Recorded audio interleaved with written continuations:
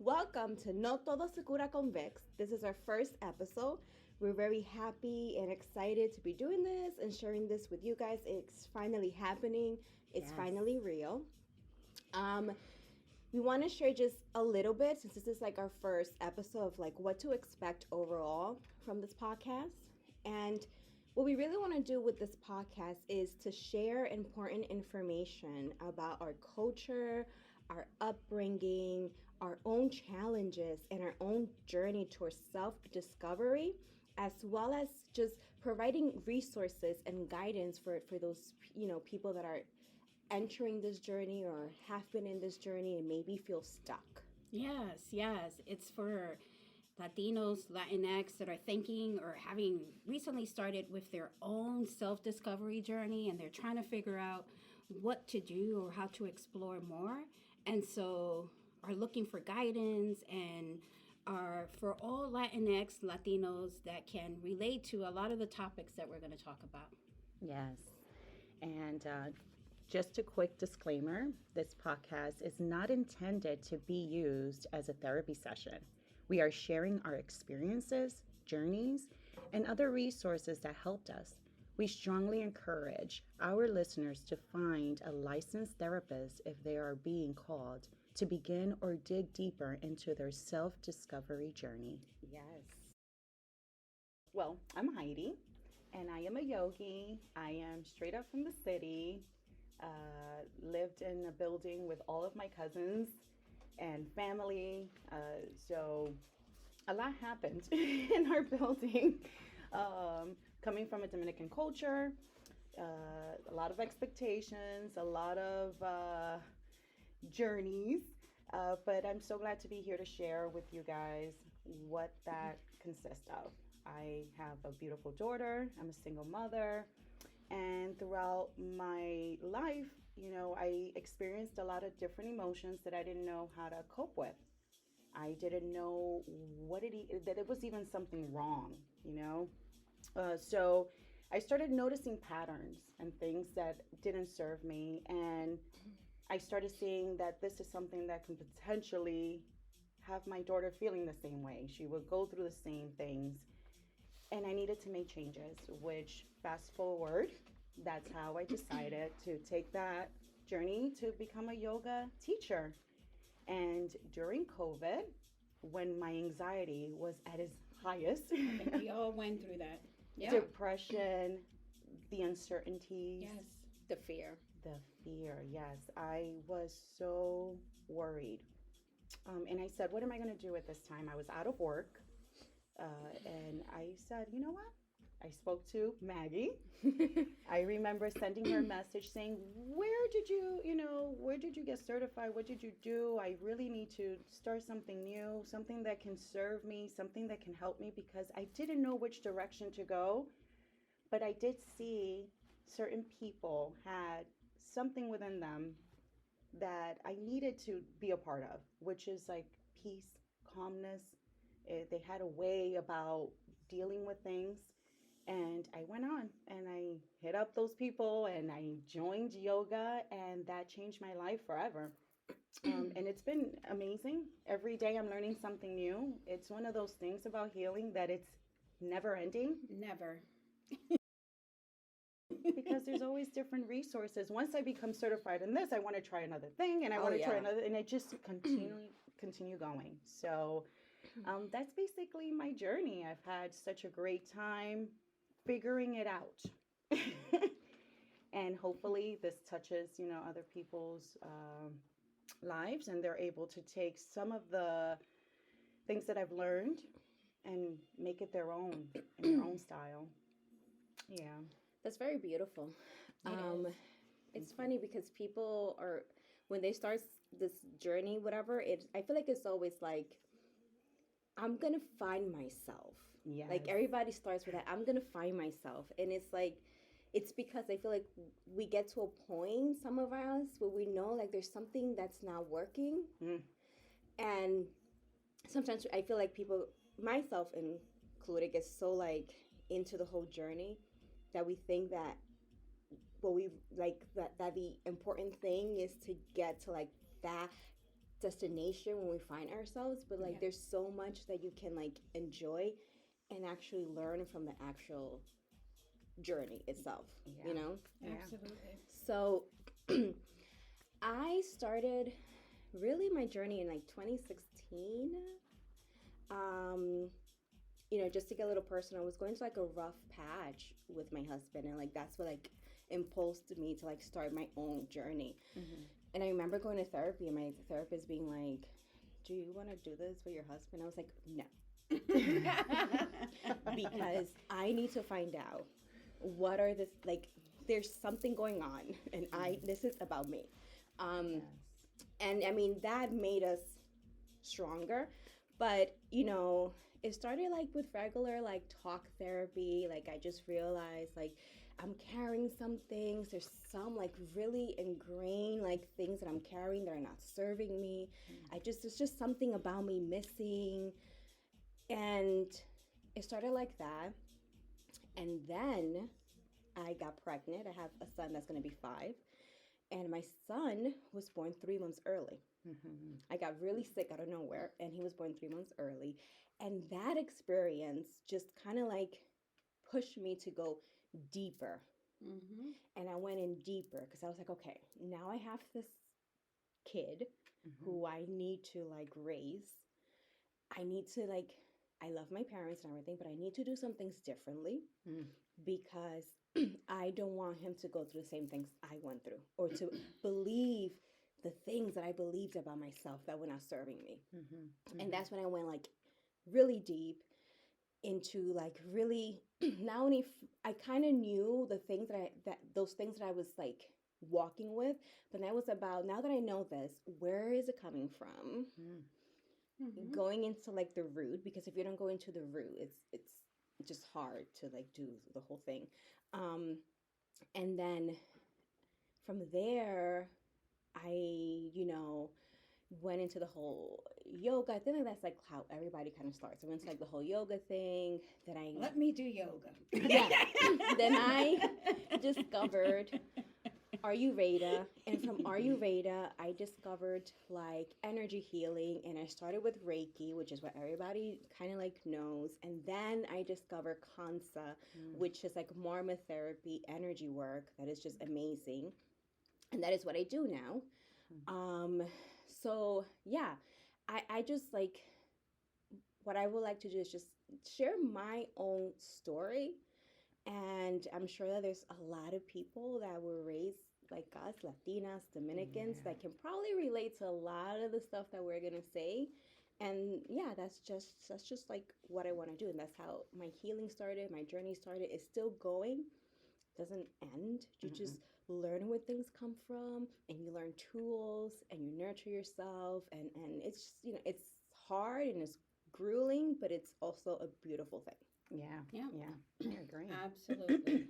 And I love the fact that you said that you're still doing the work, because I think a lot of us think that, okay, we're going to go ahead and do our work. We're going to see a therapist. We're going to do yoga. We're going to do everything that needs to be done to heal and to find ourselves. And it's a lifetime journey. Oh, It yeah. ends when you die. Yes. Yeah. Literally. Because life is full of challenges. Yes. But my name is Jessie, and I'm so excited to be here. It's an honor to be with, we are all cousins. Yes. Somos primas. Oh, wait. No, this is my sister. Yes, I realized I never said my name. I am Maggie, and Heidi and I are cousins. Yes. My father and her mother are brothers and sisters. Yes. And Jessie and I are sisters. My father Yes. and her mother are married. Yes. Yes. Yes. So cousins and primas And sisters. Yes. hermanas. Hermanas. Yes. Sorry about that.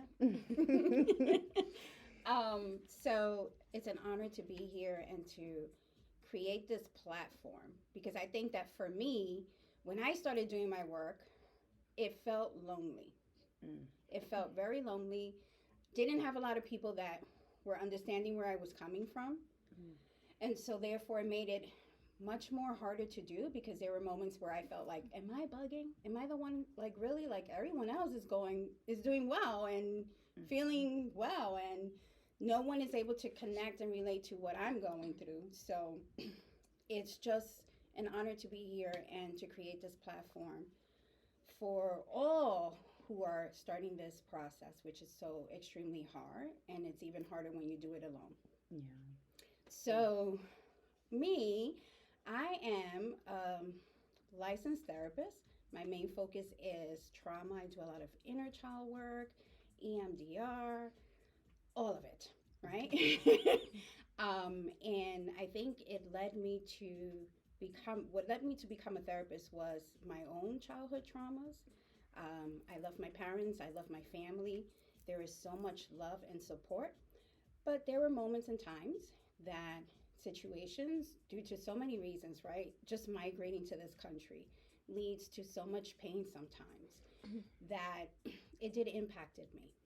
And so I started discovering it when I had my first son. I have two boys, which I love. They're a pain in the ass, but I love them. And during my first pregnancy, I went through postpartum depression. And no one understood what that was. Everybody thought that I was just bugging and going crazy. And I was very alone and didn't know what to do. And so I started really exploring new things to do, go to therapy, read more about what I was feeling. And it has been a hard journey, but it has been the best thing ever. This is going to sound a little crazy, but that postpartum depression was a blessing.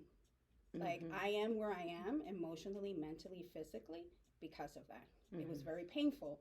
I'm not saying it's okay to be depressed, but my experience was, it just really in tune me with myself, my authentic self, and what I need to do to be happy and to find joy. And so that's why I am here. And I think it's so important for us. We're not going to have all the answers. We might sound a bit crazy sometimes, right? But this is all about just sharing our experience and what we've been through, and we're still going through, and we're still learning. And so in our culture, we don't really talk about these topics that we're thinking about talking about.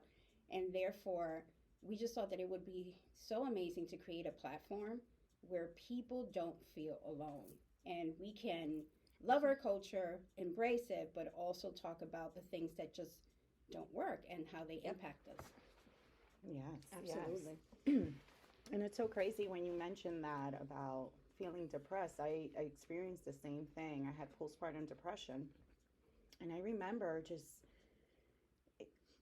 what it does to your mind, your body, your soul. Like, you are completely disconnected. And now you're responsible for this human being, that's in your life now. And you have to make sure that they're alive the whole time. Oh my, yeah. You have to nurture and basically put yourself last, which is what our culture teaches us. You are not to think about yourself. Get it together, snap out of Tú it. tienes que cuidar a esa muchacha. Ponte a lo tuyo, because tú no puedes estar actuando así. Ponte fuerte. Tiene ¿Cómo que ser tú estás fuerte. así? Esta persona tuvo 5 muchachos, tuvo 10. Ella estaba bien. Well, when I told my mother,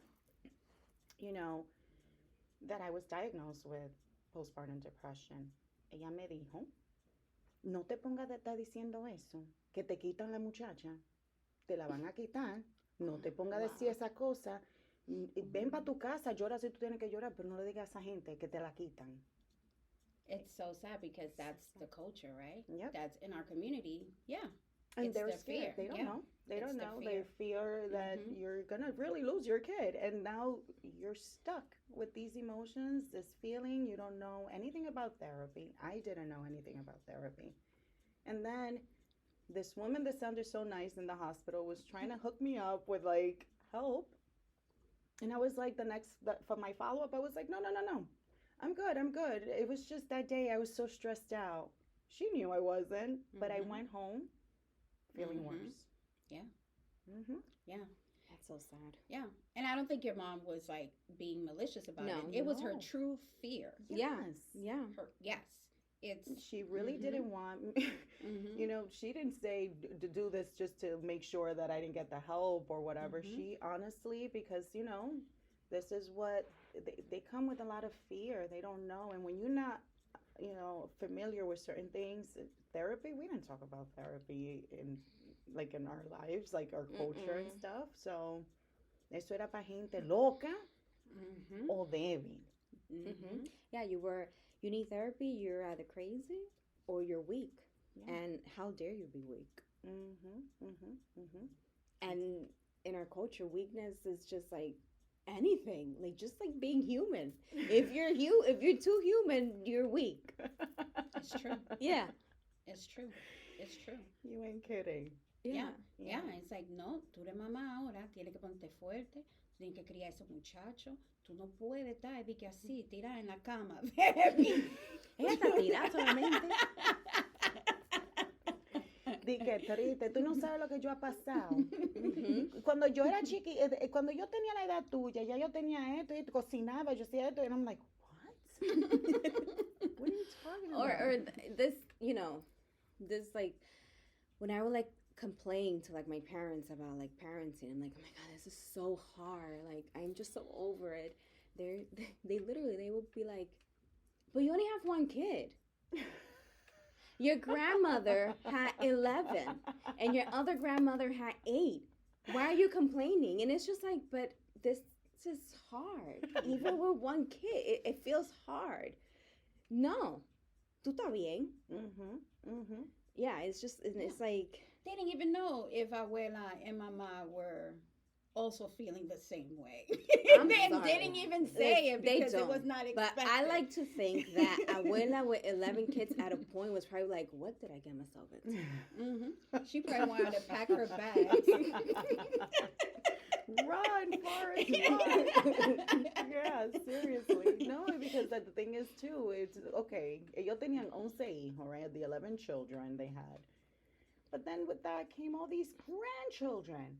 Mm-hmm. And for instance, I was one of the grandkids that lived in DR with grandma and grandpa. Yeah. Went to school there. They were the ones that kind of, guided me. And that was already like weird too. I'm like, I was in the United States and all of a sudden I'm shipped to DR, no explanation, Oh, that, yeah. and I'm like, okay, that another red flag. I have separation anxiety. I didn't know Mhm. that. Why did I feel that? Where did that come from? That. I was sent out, then come back. Oh, I don't know any English. Start learning English. I'm in bilingual. No entendía nada. I'm like, what are they talking about? How can you forget a whole language, So it was very interesting. I didn't know that you were in DR. Yeah, You went to school there? I went to school there. Yep. Mm-hmm. How many years? 2 years. Oh, wow. Mm-hmm. Yeah. All of Why us. why do they just send their kids to go to school? Like, why would Well, they do back that? then, I don't know now, but back then it was the fear. Once you hit middle school or high school, that's it. You were going to become a problem because there was just too much crime Yeah. and it wasn't a good vibe. So they would send you to DR. Or if you were not behaving to their standards, they felt like DR was the fix. Yeah.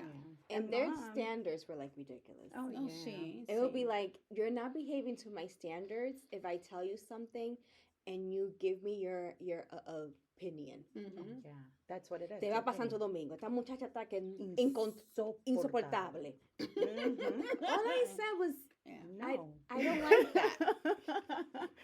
Can you buy the different kind of cereal, not the ones the name brand? No, but like mom, she worked a lot. She worked at a supermarket from 9 to 9, and she needed support, and grandma and grandpa, helped her because the schedule and all that stuff. So she, okay, abuela and abuelo must have been like, yo me la llevo, yo la pongo a la escuela ya. Yeah. Like, I really don't know all the story, but I think that's what it was. That makes sense. Yeah. Yeah. Yeah, it does. So, we wanted to introduce ourselves so that you can have a better idea. And trust me, you're going to learn more about us and our families and our own journey as we continue to provide this podcast. And each episode, you're going to learn a little bit about ourselves. But we also wanted to give you sort of like an introduction of what to expect. Yeah. What are the things that we're going to be talking about? So, what Yeah. are the things we're talking about, girls? We're going to talk about everything. Yeah. Pretty much. There's going to be a lot of like childhood like stories, because how do you have a podcast speak about healing journey? You have to talk about like your upbringing, because the reason why you're healing is probably because your upbringing has some flaws. And not to say, sometimes I feel like people have a hard time with like, just because your childhood had flaws or your parents didn't do things really well, it doesn't mean that they didn't love you. It doesn't mean that they didn't try to do their best. It just means that, our parents were dealing with like a lot of shit.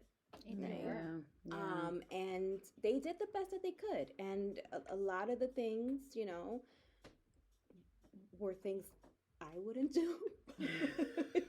Well, but I know better. It's different. so they were dealing with their own traumas, right?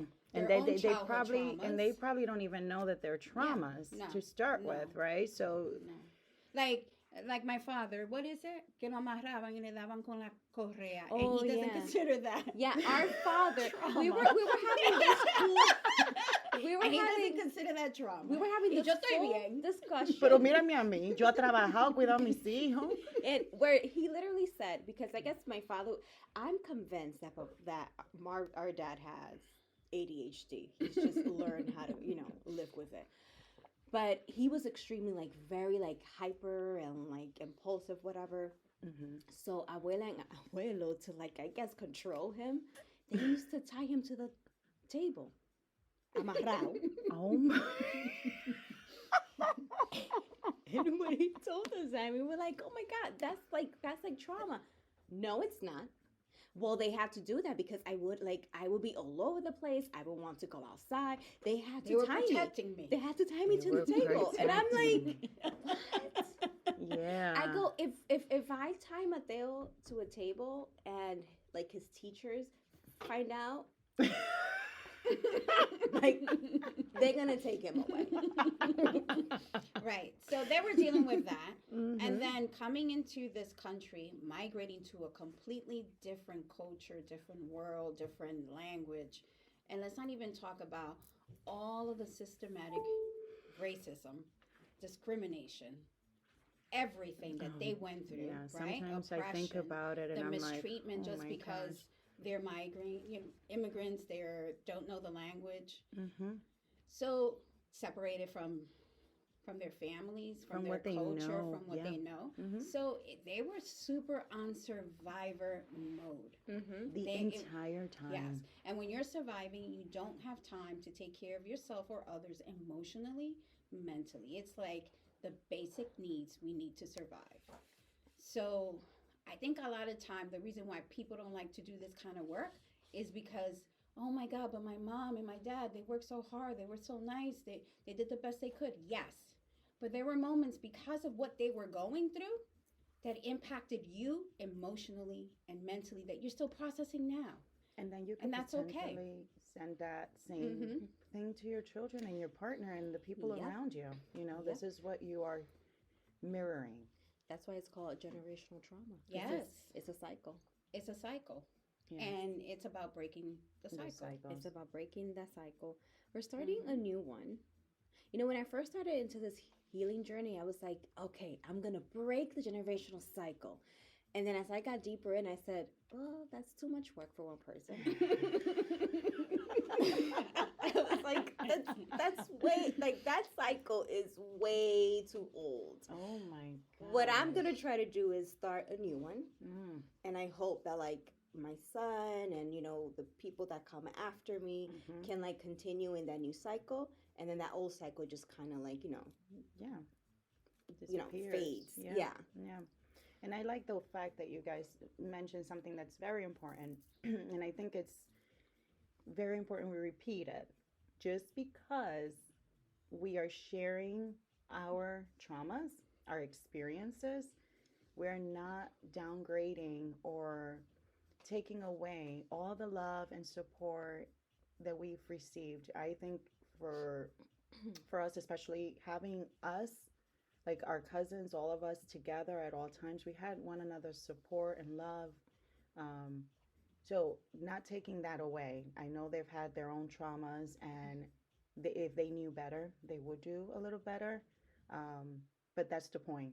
Going ahead, trying to show that we're trying to break these cycles, trying to share our experience to see if you guys experience the same thing, and make the decision to help your generation, the ones that Mm-hmm. you're raising, do better. Absolutely. Yeah. Yeah, definitely. Um, yeah, this is just like it's a safe space to talk and discuss, and I'm really excited to do this. Yeah, I me think too. I think it'll be very fun. It is. Yeah. We're going to talk about, you know, yes, a lot of things are going to, our parents are going to come up, but, They but, have to. we're going to talk about not only our parents, but motherhood, Yeah, marriage, marriage, dating. dating, Oh my career, gosh, Oh my yeah. God. just being Latino and Yeah. living in this country, Mm-hmm. just that Mm-hmm. is a All the challenge. things that at least I think when I was dating before I got married, all the things I was carrying, Mm.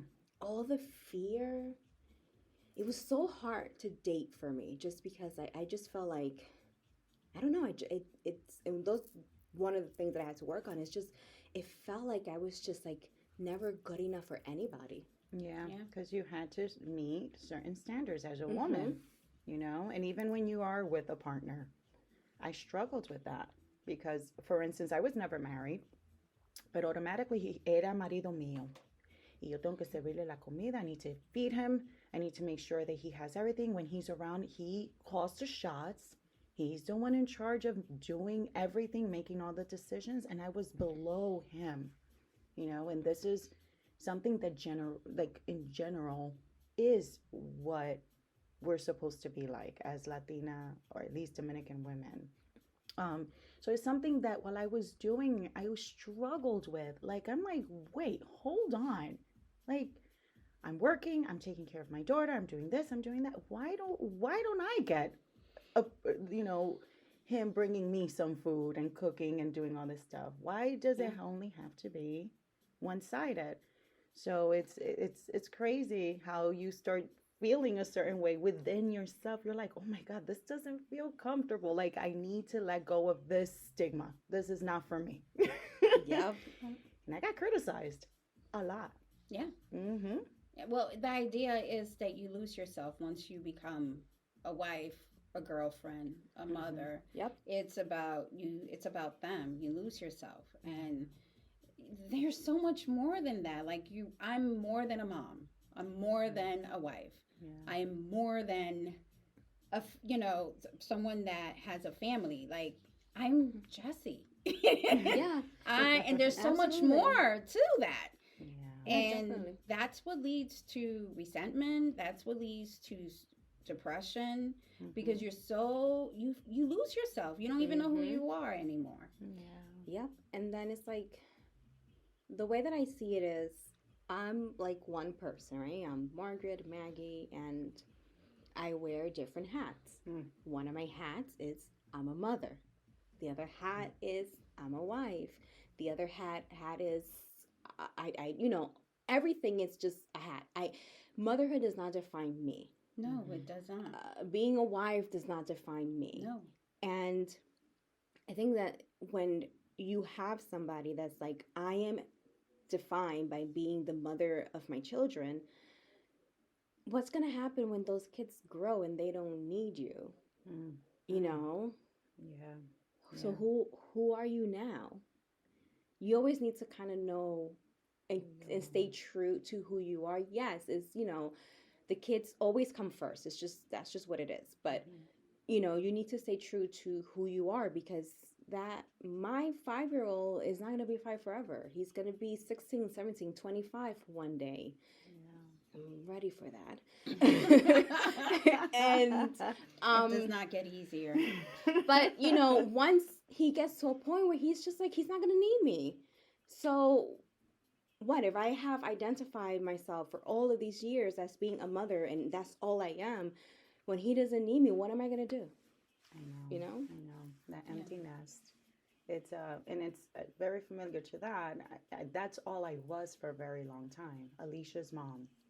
Yeah. And I think I hid under that too. It was a protection. So I just put all my energy to her. Just wanted her to be in the good school, do this. And I just threw myself into everything that has to deal with her. All the programs you can think of. She was in it Saturday, Sunday. And then when I was on my own, I didn't know how to identify as Heidi. Who is she? What happened to her? Mm-hmm. And that yoga 2020, here we come. That's when I started learning about myself, you know, removing those hats, not the daughter, not the sister, and setting like amazing boundaries that I didn't even know I had to set. I'm like, what? I could speak up for myself and have like a real no, not having to give anybody any explanations because you don't need an explanation. My no should be enough. Yep. So it's so crazy how you can go, and this is kind of scary that a person can go an entire life without even knowing who they really are because they don't think that there's anything wrong, you know, or even if they do, they don't know how to even step out of that. Yeah. Well, for me, it was, I got married at a very young age. Mm-hmm. And so it all became about my husband. If I make him happy, life will be good. I don't have to deal with my shit. I just got to make him happy and my life will be perfect. If I have a happy husband, I am a happy woman. Yeah. And that was the worst thing I ever did. It was. I was consumed with, I completely lost myself. I completely lost who I was, what I enjoyed, what I wanted, because it was all about, I have to make this man happy, no matter what. Yeah. And so I gave up a lot of things in my life just to do that. He never asked. He wasn't not that type of husband. But I felt like that was my duty. Right? And then the kids came. And so then you end up also giving your world to your boys, of course. You know, those are your boys. But it's the boundaries, right? It's the boundary. Is what is it? Like, don't lose yourself while loving others, right? Yeah. What is it that you need to do for yourself? And when you do that, you just completely lose yourself. You don't even know who you are. I know. You don't. And it does catch up. I know that you mentioned how some people are like, they go, you know, throughout their life doing this. I can't speak for everyone, but it has to be not so exciting or fun to do. Yeah, because they go on their whole life, but, you know, here we are, and this is why the title is No todo, cura con vicks, because, yes, they go on their whole life, but they don't do anything about what shows up, like anxiety, depression, habits, resentment, triggers, anger. Oh my God, so much anger, guilt, yes. You know, and when I was like I said, he was not that type of man who was demanding these things. I can't. My husband is very caring and loving. He's not that type. But I not only was I so in tune to making him happy, I didn't want to deal with my shit. And so if I was able to focus on his shit and fix it, it's so much easier, right? Yep. It's so much easier. You don't have to think about your own stuff for a very long time. But then, like you said, it does come up in the relationship with anger, resentment, depression. Yeah. Absolutely. Oh, yes. Definitely. It's and that's when, as a person, you have to figure out, okay, this isn't feeling good. What can I do? Where can I go? And I am so blessed to be able to say that, you too helped me go through my journey. There were things that I always I was always trying to connect some way somehow to myself. I always found ways that I can, let me, even if I didn't understand it, I didn't feel uncomfortable just going, like, for instance, to a yoga studio when I was the only Latina, and everybody would just stare at me like, what is she doing here? Who is she? Where did she come from? And I would go in there and I automatically felt so weird, but I'm like, I'm already here. I'm gonna do what I gotta do. And I would forget that they're there. I would follow it through. And I remember feeling so good. And maybe it was on and off situation where I just didn't stay with it all the time. Oh, let me try this meditation. Oh, let me try mindfulness. Yeah. And then seeing you ladies, doing it on your own, I was like, oh my gosh, there are others.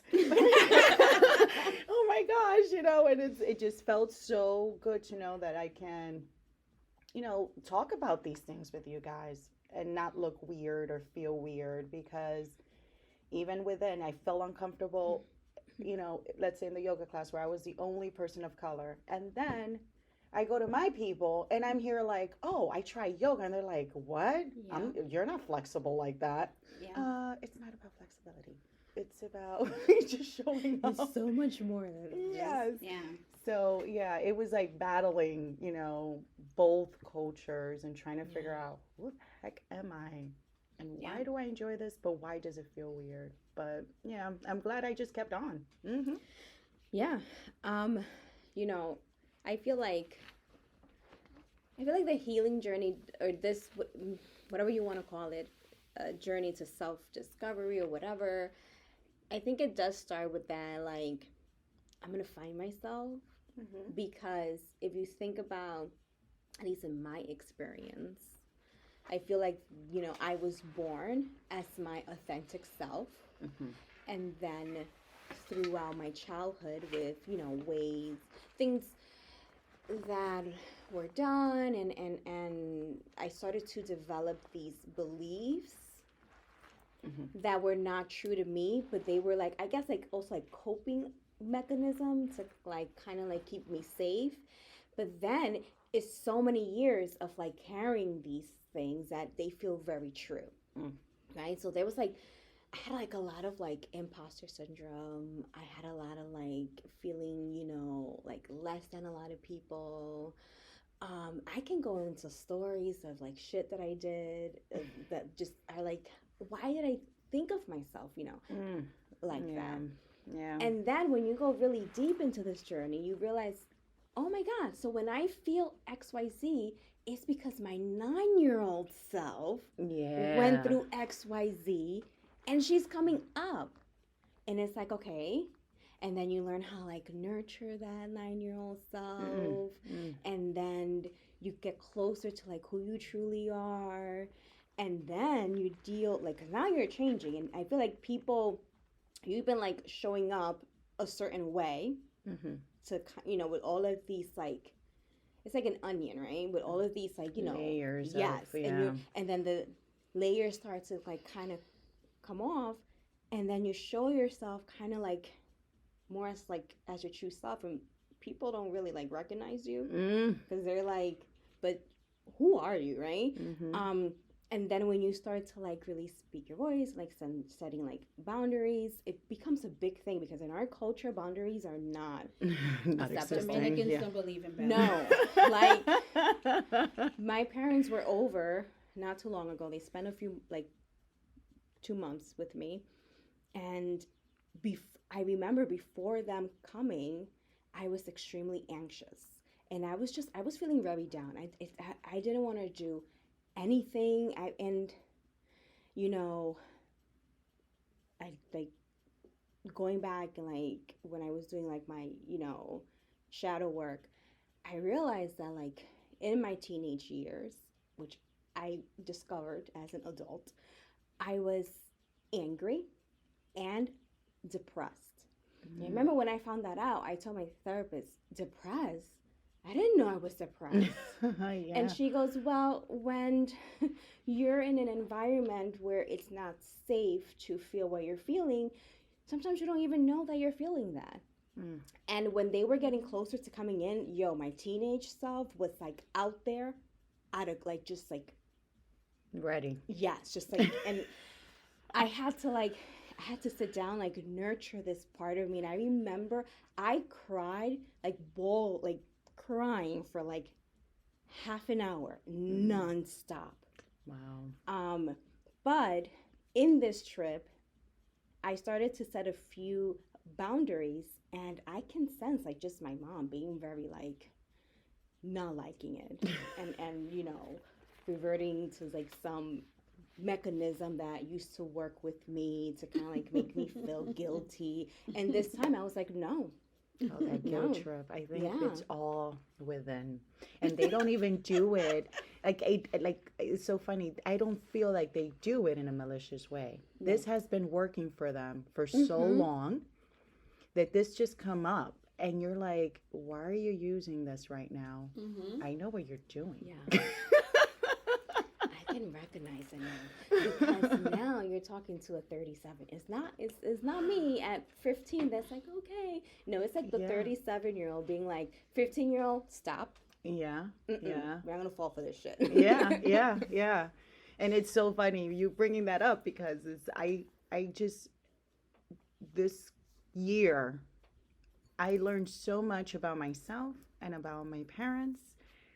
And when I tell you that I've set some boundaries that has shocked and moved and shaken everyone, I was looked at and I was not liked, and I said, look, you're not going to understand where I come from, but I got to protect myself, and whether you like it or not, I'm going to do that. I'm going to protect my energy, myself, my nervous system. And hopefully you guys can come and join me for some yoga. Yeah. I even got a person tell me that yoga is not working for you, because I was considered angry because I would just not break. Wow. Yeah.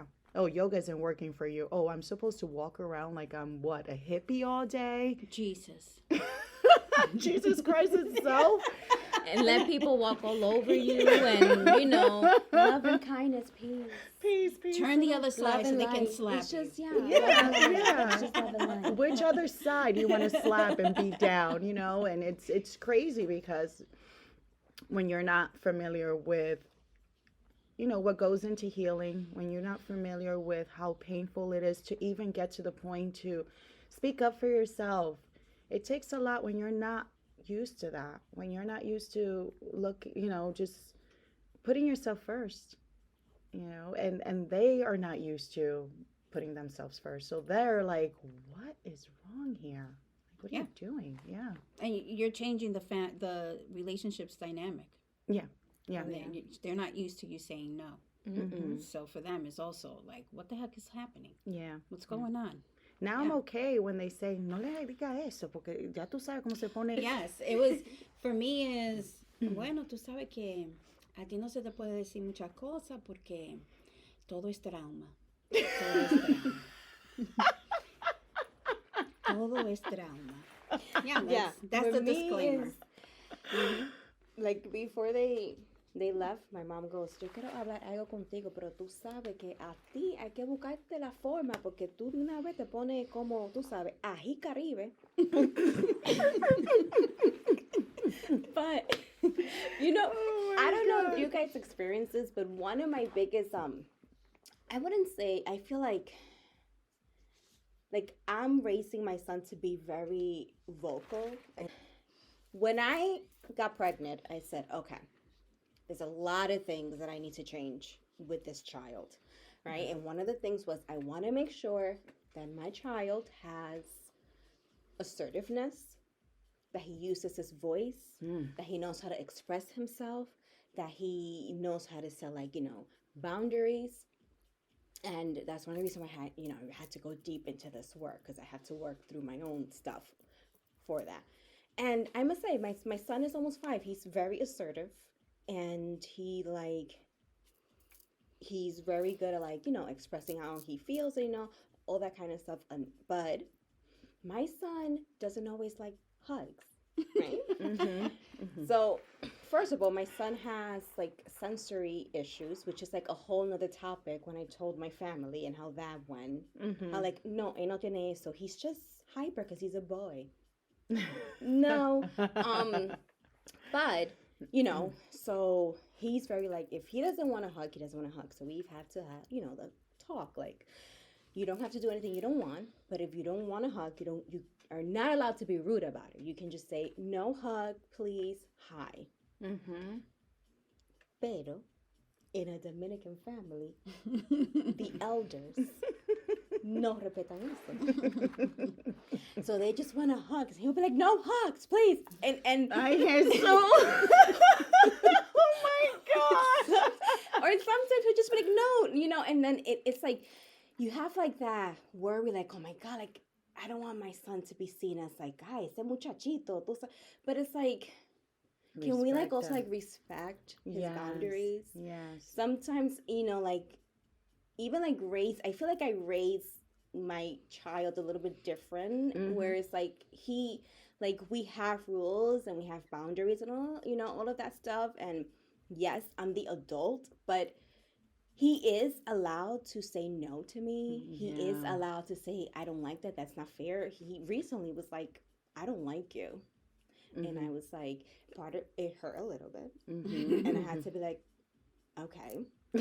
And then I was like, well, I can see you're very angry right now. I love you too. And when we talk, when you're feeling better, we can talk.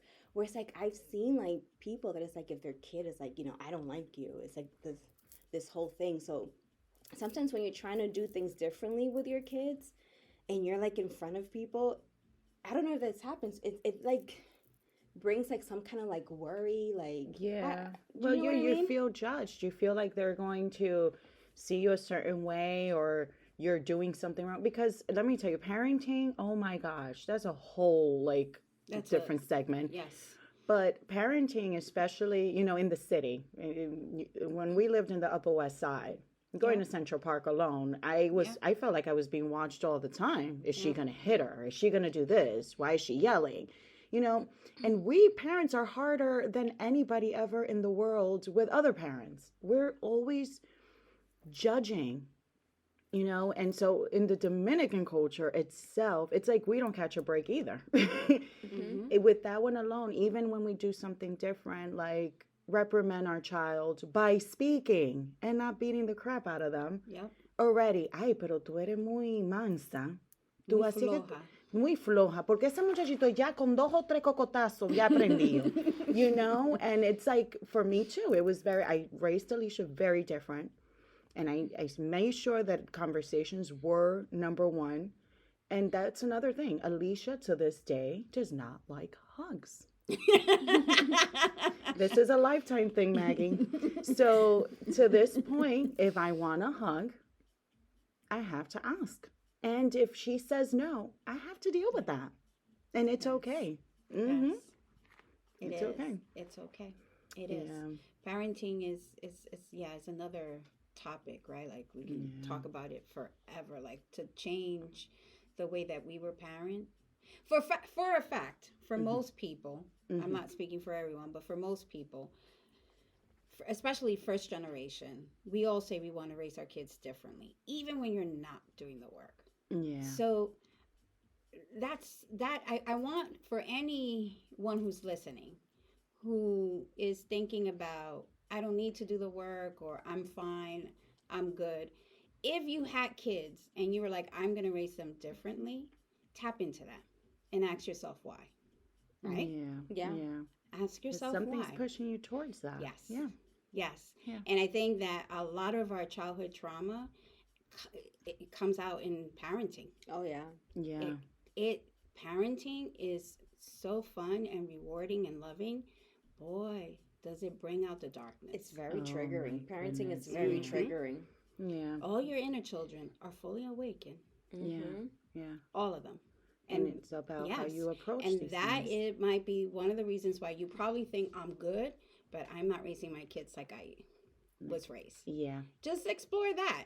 Just Yeah. explore that. Like figure What out does it mean what to you? why. Yeah. What Why does is it mean that? to you to make those changes? Why? Mm-hmm. Where does it stem from? Yes. Mm-hmm. Mm-hmm. Absolutely. Right? Yeah. Because I think as a mother, like there's certain things that I love about my mom and how what she did when she was raising us and my father, and there's a lot of things that I won't do. Right? Takeaways, yeah. There's a lot of takeaways. Yeah.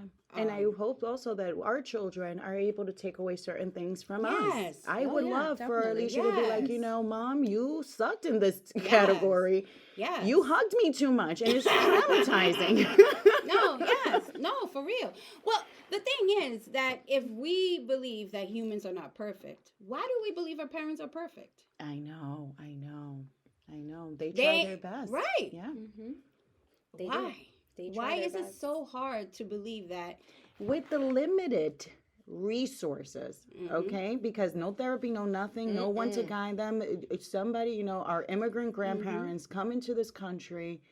They're learning the language of English and how to acclimate themselves to this environment with racism, oppression, everything in between. And all they want is for us to go and be successful. But tú trabajas, te busca un trabajo bueno y te casa y tenga tus hijos. That's it. That's all they want us to do. That was the golden That line. was the goal. Yeah.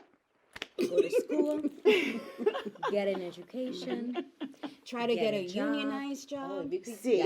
Trabaja por el gobierno, Heidi. Yes. I remember my first, kind of like my second job. It was at a hospital. And I remember I didn't want to pay the union dues. They were like $5.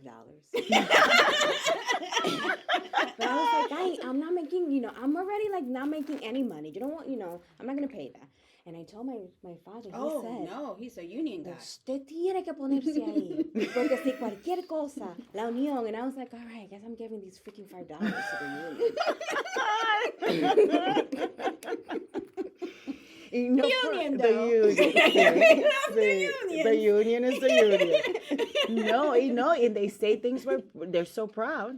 Mi hija trabaja un trabajo con una unión. Con una unión. Eso es protección para mí. Y con una pensión. Ay. Y con una pensión.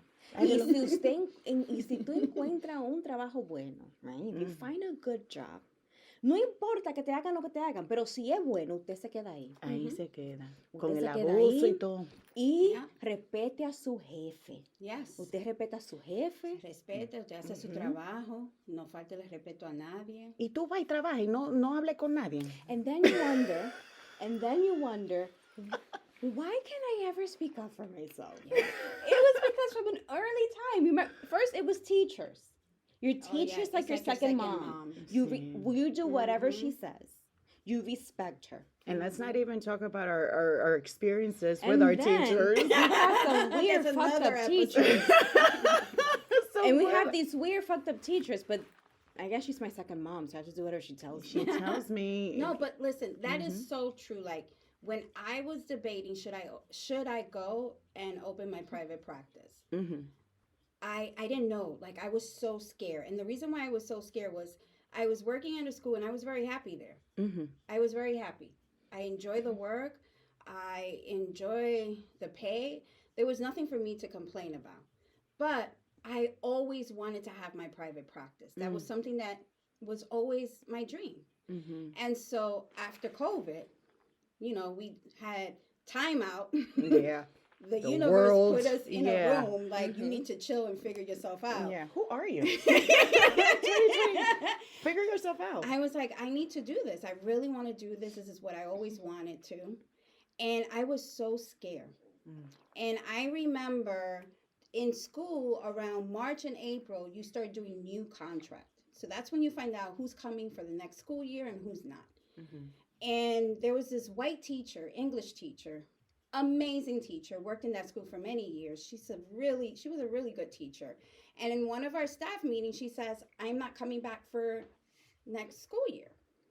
So in my mind, I was like, oh, wow, I wonder, She must have gotten like a promotion somewhere.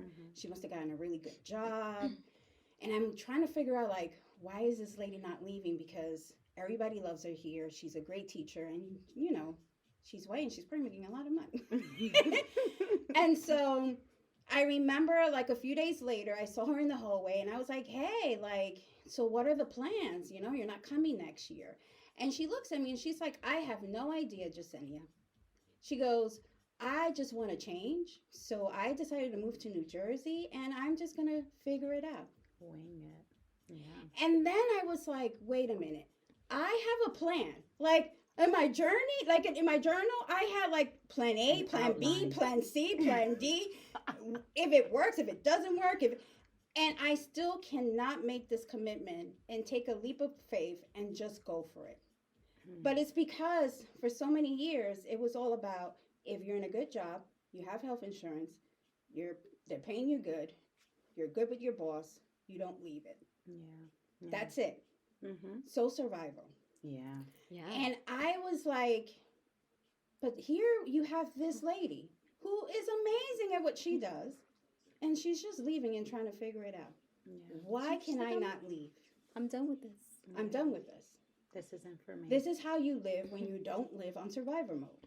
Yeah. So I was like, fuck it. I'm not coming next school year. Me too. I'm leaving too. This isn't for me. She literally opened up a whole like vision for yourself, you know? And this is what's wrong too. We're trained to live in a society where we have to like work our asses off, having dreams, having all these desires, having, and no matter what, you know, you live again with resentment. You live with, I should have, I could have. Y pasa el tiempo, and you don't get to do. I see even like our parents, like, I could have seen them doing so many different things in their lives, you know, and they never were able to take that opportunity. Yes. I don't want to live like that. Yeah. I refuse to live like that. And when I told my parents, they were like, are you sure? You're in such a great job. Like, they pay you well. They love you. They love you. That's a big one. They love you. They love you. You're letting them down. Are you sure you want to do that?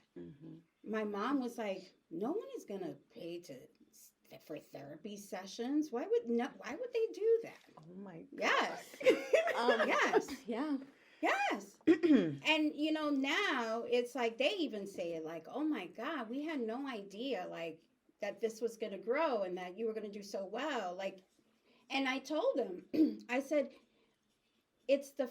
all your sacrifices led me to open up more doors. And you were not able to see that because you, for a very long time, were just focusing on surviving and making sure that I survived. Yeah. I have a different life due to your sacrifices, different choices due to your sacrifice. And when I said that, they were like, es verdad. I see. Eso sí es verdad, Yesenia. Sí. Well, you included them too, which is something that, you know, we cannot take away from them. No. You know, so it's another thing. And I feel like just in general for us, it's our responsibility to do that for our ancestors, you know, they fought so much for us to be where we are. Look, in a platform where there's different countries that can't even do this as women, you know, we're still fighting so much to have the ability to speak up and be authentic, be who we are. So yeah, thank you ancestors, thank you parents. Yeah.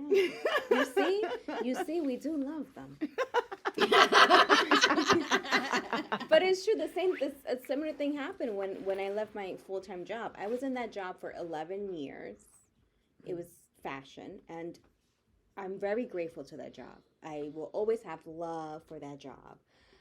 But by year like 7, I was burned out, and I wanted to like really like stop working. And I just couldn't find the courage to do it. And the universe, and I just knew this cannot be where I'm at till I'm like 65. Yeah. And the universe was so, I guess, like always like pushing you. And I feel like when you don't listen to it, the universe is like, coño, otra vez, esta muchacha se dio cabeza dura. here I have to go shake, all this shit up so that she can like. Oh yeah. And that's when I got pregnant. That's when my son was born early. That's when my son got like this whole, sensory thing. And I was like childcare and I was figuring things out. And there I got the courage to be like, okay, let me go and still not leave, but let me go from like full time to like part time.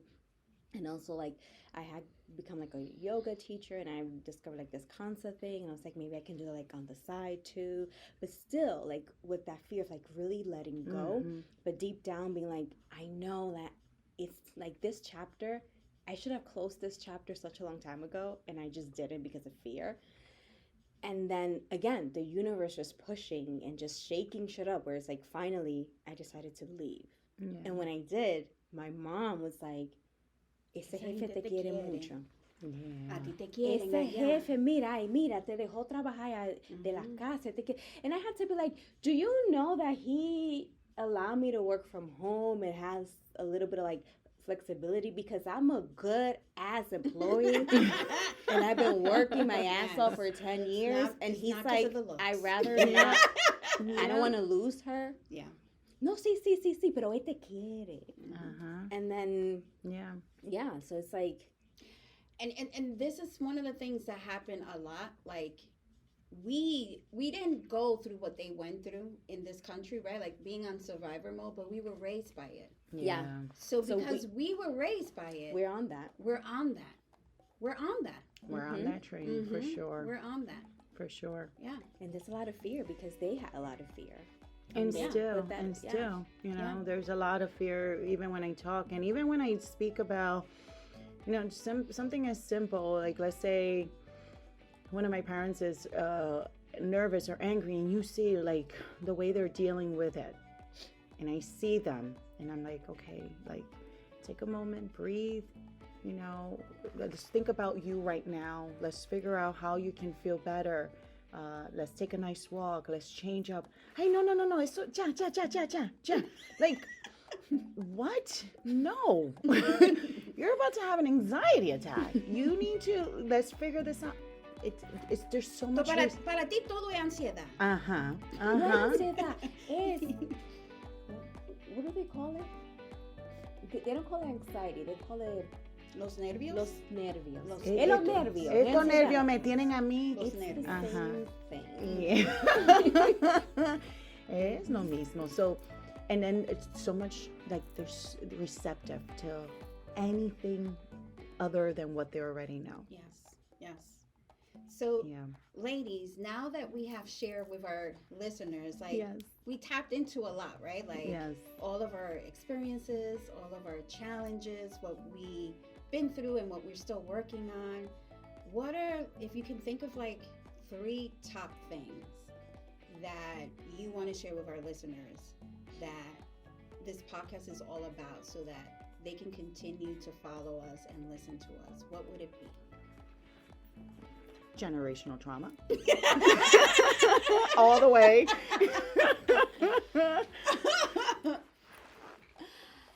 Yeah. Generational trauma, our own personal stories, our own personal journey. It's also just about being real, but being safe about it. It's, like no judgment. No judgment. Yeah, definitely no judgment. Yeah. Like we're all humans and we're all trying to figure it out. And yeah, it's like como dice the gym, ¿Qué gym? Judgment-free zone. Judgment-free zone. Planet Fitness. Sí. Yeah. Eso es mentira.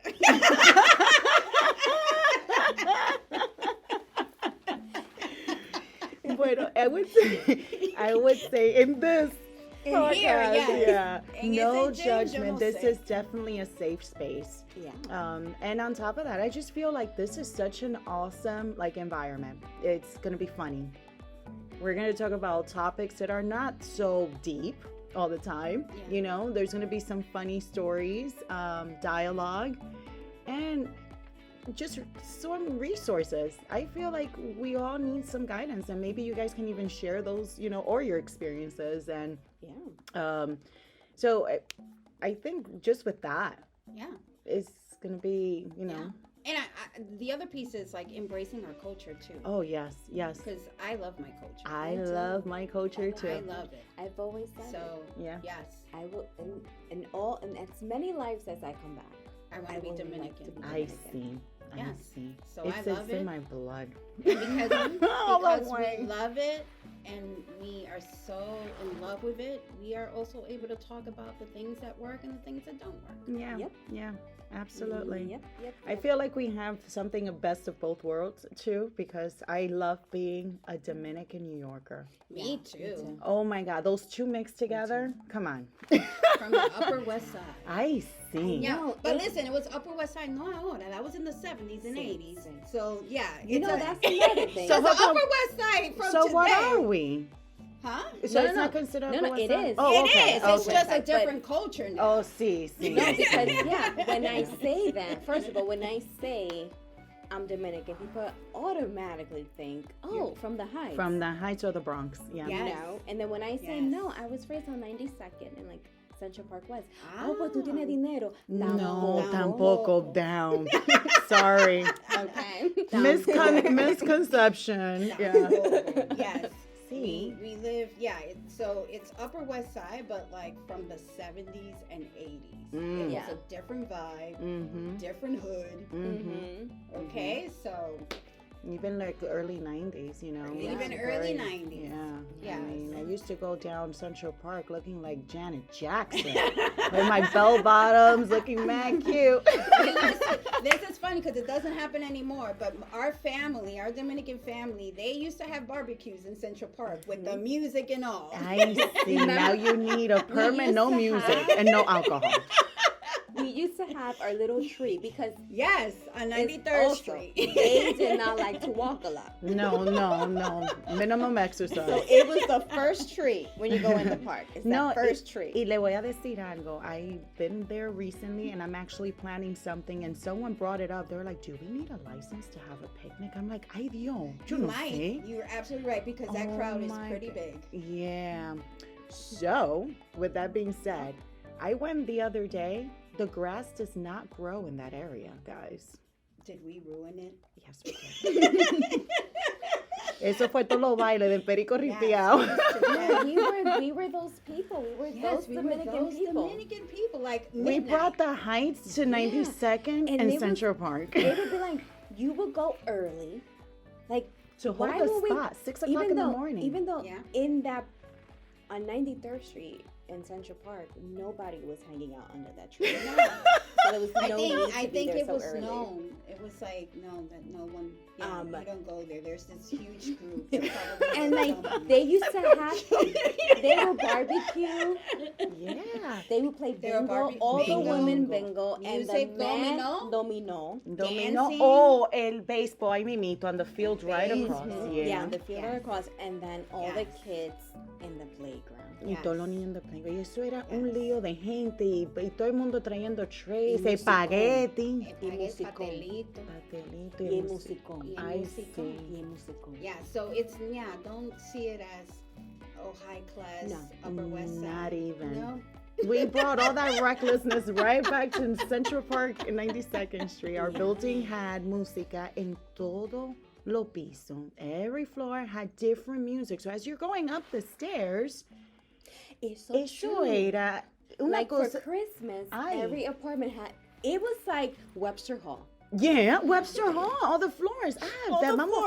Vamos pan de Jessica. She has Bob Yes. Marley. Oh, Yes. let's go to this person. She has, yeah, it was amazing. yes. It was a building that was pretty much all of our family members were living there. So it was grandmother, aunts, uncles, cousins. It was literally like a building that was owned by our family. I'm surprised we didn't buy that shit. Yes.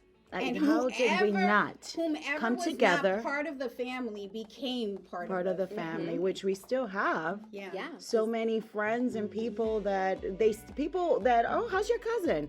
Oh, I'm not gonna tell them and break their hearts now that we're not cousins. Like, she's fine, she's great. You guys were never cousin now. Who gave you that idea? Oh, you guys were always together. Yeah. So continue to follow us. Yes, follow, share, and I hope that again you find us funny enough where you just want to sit there and listen to our funny, crazy history, our lives. Yeah, yeah. And just space to connect and relate. Yeah. And if you want to like send any like emails or questions or anything, we have a Gmail account, no todo se cura con vicks@gmail.com. Así mismo. And you can send any comments or questions you want. Yeah. You can follow us on Instagram. You can follow us on Instagram and TikTok. And YouTube. And YouTube, you'll get to see also some of the videos of our nice setup and how we look, and just like uncensored parts where we kind of mess up a lot. All the bloopers. Because we are humans. So yeah, I hope you all can tune in and enjoy, and we look forward to hearing, you guys hearing us in our next episode. Yes. Absolutely. Thank you so much for listening. Don't forget to subscribe. Don't forget to follow, and don't forget to share the podcast with people that you think they're actually gonna, enjoy it, and your girlfriends be like, "Mira, este podcast is so great." Share, follow, subscribe, and mira, this is a safe space. Y encendido. Ustedes van a gozar. It's guaranteed laughter. That's for sure. No matter how serious it gets, you best believe you are going to laugh. Yep. So, until next time. Bye.